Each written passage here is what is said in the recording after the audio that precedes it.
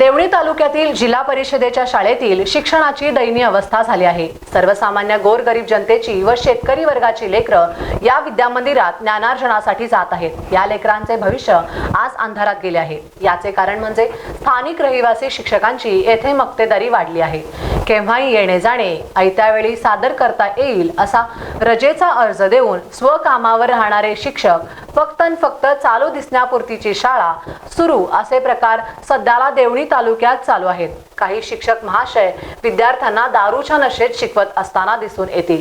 इतकी किळसवाणी परिस्थिती येथील शिक्षणाची होऊन बसली आहे। देवणी हा दारुड्या शिक्षकांचा तालुका म्हणून ओळख निर्माण झाली आहे।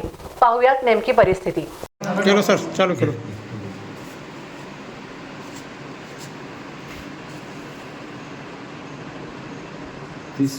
झालं, चालू झालं।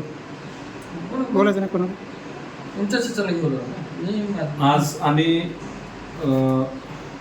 शेतकरी संघटनेच्या वतीनं आज देवणी तालुक्यात गेल्या मागच्या 2-3-4 वर्षापासून आम्ही वारंवार इथल्या अधिकाऱ्यांना सांगत आलेलं आहे की जिल्हा परिषद शाळेतील संपूर्ण तालुक्यातील शिक्षकांना वारंवार सूचना देऊन सुद्धा या इथल्या गटविकास अधिकारी साहेबांनी यांच्यावर कुठलीही कठोर कारवाई करत नाहीत।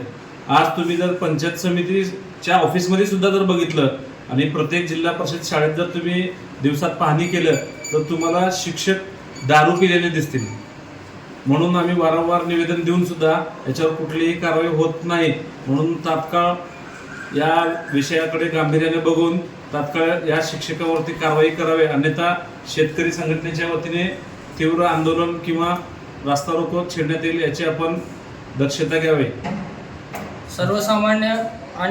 सर्वसामान्य जनता आणि शेतकऱ्यांचे लेकरं प्रामुख्याने सर्व देवणी तालुक्यात जिल्हा परिषद शाळेत शिकतात आणि सध्या देवणी तालुक्याचं शिक्षण त्याचा आणि घोळ करून टाकलेला आहे। शिक्षणाची एवढी परिस्थिती वाईट झालेली आहे की शेतकऱ्यांच्या पाल्यांचं भविष्य अंधारात गेलेलं आहे। शिक्षक मनमर्जीप्रमाणे आपल्या गावात आपल्या गावच्या बाजूला यांनी बदल्या करून घेतलेल्या आहेत आणि मस्त घरात बसून ड्युट्या चालू आहेत। धर्मशाळा करून ठेवलेली आहे त्यांनी। शाळे हे विद्याचं मंदिर आहे आणि त्याला धर्मशाळा केली।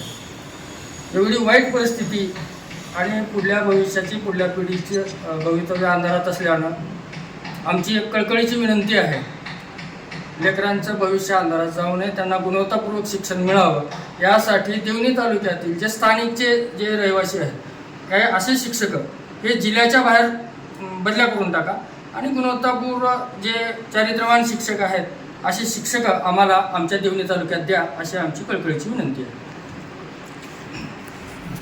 थँक्यू।